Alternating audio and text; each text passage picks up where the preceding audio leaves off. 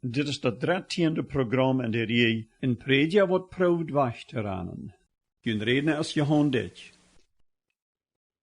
Van deze beelden uit dem Oude Testament zijn ons al zeer veel dingen uit dem Leben klar geworden. Einige Geschichten sind klar zu verstehen, und dann sind aber auch so eine Geschichten, wo einem das sehr sonderbar vorkommt. Von der habe ich so eine Geschichte. Wir wollen von der sein, wo auch Propheten sich einstmal von ihrer gefeile Leiden leiten, und es steht Gott seine Abgabe zu tun. Unsere Geschichte von der fing wir in das karte Buch Jona. Das Buch Jona gehört zu einer Reihe Prophetenbücher im Alten Testament, was wir gewöhnlich als die kleinen Propheten bezeichnen. Dort meint nicht, dass die Propheten von jeweils klein wären, oder dass ihre Predigten weniger wert wären, als die von den großen Propheten, so Jesaja und Jeremia. Der Unterschied ist, dass sie gewöhnlich mal sehr wenig geschrieben haben. Das Buch Jona hat mal 4 korte Kapitel. Das Buch kannst du in 15 Minuten durchlesen. Das sagt aber nicht, dass die 4 Kapitel wenig zu sagen haben. Wir lesen dann den ersten Vers. Jona, Kapitel 1, Vers 1. Da sagt es, dem Herrn sein Wort ging an Jona, den Sohn von Amittais, mit diese Wieder. Was dit meint es, dass Gott zu Jona reden deed en am no Abgabe gaf. Wel, wir uns erst einmal den Hintergrund von dieser Geschichte bechecken. Wo wohnt Jona? In 2. Könige, Kapitel 14, Vers 25, redet von seinen Vater Amittais, dat hij in Gad Hefer wohnt. Dat wir an dat noordelijke poort van Israël, en geheerd tot die 10 Stamm, wat sich durch Jerobeam mal weggespoelt hadden. Diese Stadt ist gar nicht weit auf von Nazareth, wo viele hunderte Jahre later der Herr Jesus wohnen deed. Dat noordelijke Reich Israël wir für ihre Gottlosigkeit sehr bekannt. Nicht ein von den Königen von noordelijken Reich wir gottesfürchtig. Hier in dieser Gegend wären noch die Propheten Elia und Elisa tätig gewesen. Dat kon sein, dass Jona sogar diese Propheten gekannt hat und dass die auf einen großen Einfluss ausgeübt haben. Dat Noordreich, wo Jona lebt, hat in seiner Zeit immer wieder Trouble mit Syrien gehabt. Wir weten von den Geschichten von Elia und Elisa, dass Syrien Israel sehr feindlich gesonnen wird. Da wir aber in seiner Zeit noch eine viel größere Gefahr. Dort wird das Land Assyrien, wat weit im Nordosten von Israel lag. Das Land Assyrien hat sich in den letzten Jahren sehr uitgespreid en nahm ein Land nach das andere an. Die Assyrer waren für ihre Unmenschlichkeit und ihre Erbarmlosigkeit sehr bekannt. Wenn sie ein Land annahmen, dann gaven sie nichts dran, wie viel Menschenleben das kosten deed. Anscheinend das Geld zu gehen, wenn sie Menschen sehr teuer leiden können. Dort wären die Assyrer, in ihrer Hauptstadt wie Ninive. Und damit kommen wir dann noch Gott seine Abgabe an Jona. Wir lesen dann Vers 2 in seinen Gott seine Abgabe. Da sagt es, dass Gott diese wieder zu ihm sagt. Merkt die Reid en go no Ninive, de grote Stadt, en Prädja Johan an, wils ihre Gottlosigkeit erst pat min abgestehen. Wat meint diese Abgabe? Diese Abgabe wird sehr gefährlich. Wer in seine rechte Besinnung wird saunt wären, mag so eine Menschen lang de Geist zu gehen in Johan an zu predigen? Gott sagt hier, dass Ninive eine grote Stadt wäre. No-Forscher haben in den letzten 100 Jahren das Überbleibsel von Ninive neu gegrooft. Die Stadt ranzugehen, wären 60 Mil. Rund um diese Stadt wären gewaltige Steinwänge, 100 Schau hoch abgebaut und breit genug, dass dort 3 Weres mit 6 Pieren tegelijk Seed bei Seed fahren konnten. Auf diese 60 Mil von Wang wären 1500 Turms gebaut, wat 200 Schau hoch wären. Von hier können ihre Soldaten raufscheiten ab irgendeine Armee, wat ihre Stadt wird proben anzugreifen. Also Nineveh wie eine sehr große Stadt. Dort zu predigen meint eben, dat Gott das gottlose Volk noch eine Gelegenheit geben will, Buße zu tun. Worum soll Jona gehen an predigen? Gott hat ohne Zweifel geplant, dat dit Volk sich vielleicht noch von ihre großen Sünden bekehren kann. Aber dann sehen wir wat ganz anderes. Wo dis Prophet dann zu dieser Abgabe vom Herrn stund. Nu kommt aber wat ganz unverhaftet. Wir lesen in Vers 3 so. Dann mögt sich Jona reid, von de Jähenwoord vom Herrn wajch zu rannen, in no Tarsus uit te steken. En hij ging rauf no Jafo, en vond do een schep, wat no Tarsus voeren wil. Daar betold hij zijn voorgeld, en stieg aan, met no Tarsus te voeren, wajch te komen van dem Herrn seine Jähenwoord. Dat eerste wat ons opvalt, is Jona seine antwoord te God zijn beveel. En steht Osten in Norden te gaan, ging hij nu Westen en Süden, kraakt in de andere Richtung. Hij weer ganz en gar angehorsam. Hij wil met gewalt van God zijn Jähenwoord wajch. Hij wil nicht doorzenden, wo Gott noch mehr mit am reden kann. Ich wonder oft, dat man onze Tauhierer auch so Menschen jaft, die nie weten dat Gott an geraubt haft, ob sie sein Leiber uitgestärken. Dort proben viele Menschen, en dat haft noch niemals geschafft. Einst je hören Gott sein Wort an der Versammlung oder über das Radio, der Heilige Geist det ernstlich zu anreden, dat sie sich bekehren sollen, aber sie gehen auch leider den anderen Weg. Sie schlüten ihre Ohren tau en proben sich vom Herrn zu verstärken. Sie fahren dann leider nicht mehr nur so eine Oventkirchen, oder sie horchen nicht mehr nur so eine Programme über das Radio, wat an ab gewessen gehen. Dann jaft es auch Christen, die wahre geboren sind, aber an jankert nicht dort zu daunen, wo to der Geist Gottes anmond. Vielleicht haft angesagt, sie sollen auch einmal den gottlosen Nober besiegen, in am Leib bewiesen. Vielleicht haft an innerlich das Verlangen gegeben, sich für seinen Dienst rei zu merken, aber an es Angst für die Umstellung. Und so verdrängen sie dann den Gedanken von der Bibelschule zu gehen, und sie gehen leider den anderen Weg. Sie verrateren leider ihre Wirtschaft, so dass es immer schwander wird, die zu verloten. Jona deed dat so. Hij wie ein Kind Gottes, und dort noch ein von Gott seine Propheten. Das sagt aber nicht, dass so ein Mensch vollkommen ist. Hij hat Gott bestimmt, all ab viele Wege gedient. Wat wir dann die Trouble, dat hij so sehr jeden Spaun ging? Die Trouble wir, dat am dat nicht gefall, dat Gott de Assyrer noch eine Gelegenheit geben will, sich zu bekehren. Jona wie ein sehr trüger Jüd. Hij wie auch sehr patriotisch. Sein Denken ging ungefähr so. Hij wist, dat die Assyrer sehr wohl würden so stark sein, dat sie auch bei Israel kommen würden, en aan als Volk Türläden, doodschlonen en verslapen. Nu wil Gott diese abscheißelige Menschen noch eine Gelegenheit geben, Buße zu tun.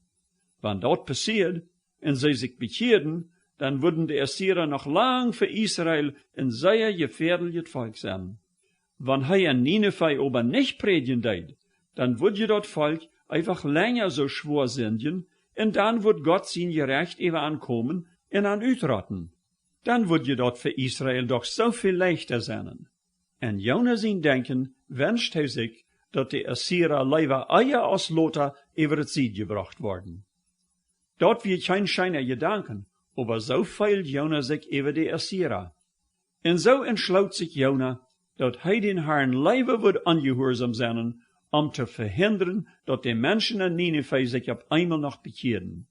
In diesem Fall kann einer sagen, hier wie ein Prädja, wat aber nicht predigen will. Wat noch doller zum Wundern wie dat Jona ein Evangelist wat leider haben will, dat Menschen verloren gingen, als dat sie sich bekehrten. Dat ist wohl ein sehr überraschendes Bild von einem Evangelist, nicht wahr? Wir kommen dann, wat Gott seine Antwort auf Jona sein Ungehorsam. Wir lesen nu in Vers 4 wieder. aber der Haar schließe den starken Wind op dat Meer, zodat dat een groten storm gaf, en dat leidt zo als wanneer dat schep wordt verbreken. Wat we hier zijn, is een ganz klare leer voor allem. Wer sich hier in Gott sein Wort anstellt en stiepert, dem moet damit rechnen, dat Gott noch andere Wege haft, ons willig te merken, dat te doen, wat hij van ons haben will. En de nächste Vers redet van de grote Angst, wat über die Menschen op dem Schip kwam. Sogar de Kapitän en de Matrosen, wat dat Schip fuhren, dachten, sie würden untergehen. En wo denk je weer Jona? Die weer aufgegangen in dat Schip, en had sich door am diesteren Hahn gelegt, en schleip ganz vast. Die wordt van nichts aan. Jona geloofde nu had zich uit dem Rück gebracht. Hij fuhr nu in de Richtung von Tarsus. De meeste Bibelforscher meinen Tarsus wie dat vandaagse Spanien. Von Israel wird dat so weit aufsehen, als eine te die tijd überhaupt op dem Meer fahren kann. Denkt ihr mal an, wo Jona sich mat verfehlt haben, als der Kapitän am Abwürken seht, hij soll voorts te seinen Gott beten. Dort hadden die andere Arbeiter op dem Schip al sehr gedonen. En jeder raubt seinen Gott an, en sie hadden ook al sogar veel van de Fracht im Schip am Water geschmeten, dat Schip leichter te maken. Wann einer diese Geschichte so last, dann fällt einem ab, wo lettgeldig Jona geworden wir. Hij kon sich sogar an einen groten Storm hanleihen en slopen, ohne dat hij op de Beifall kam, dat zijn Leben vielleicht sehr bald in eng haben kon. Hier moet sogar ein heidnischer Mann, de Kapitän vom Schip, een israelischen Prophet sein, dat hij beten soll. Zo'n had het wat nu wel ook nog niet verhergejeft. De Storm wordt aber bloß noch oja. Schließlich proefden die Matrosen oder Arbeiter op dem Schip durch Lesserschmieden uit te vingen, wer Schuld hat an diesen Storm. Wenn dit ook nicht ein Weg ist, wo wir sollen proeven den Herrn seinen Wellen uit te vingen, leidt Gott hat bei dieser Heiden toe, dat sie dadurch worden, dat Jona de Ursache für den Storm wir. Jona traf dat los. Wir lesen nu in Vers 8 bis 9 so. Dann zeiden sie te Jona, sei uns, waarom jet ons dat so schrots? Wat is deine Arbeit? Wo kommst du her? Uit wat van land bist du? En van wat van volk kommst du? Hij zei aan, ik zie een Hebreer, dat meint een Israëliet, en vergt den Herrn, den Gott vom Himmel, der dat Meer en de Erde gemerkt heeft. Dit weer für die heidnische Männer kein Trost.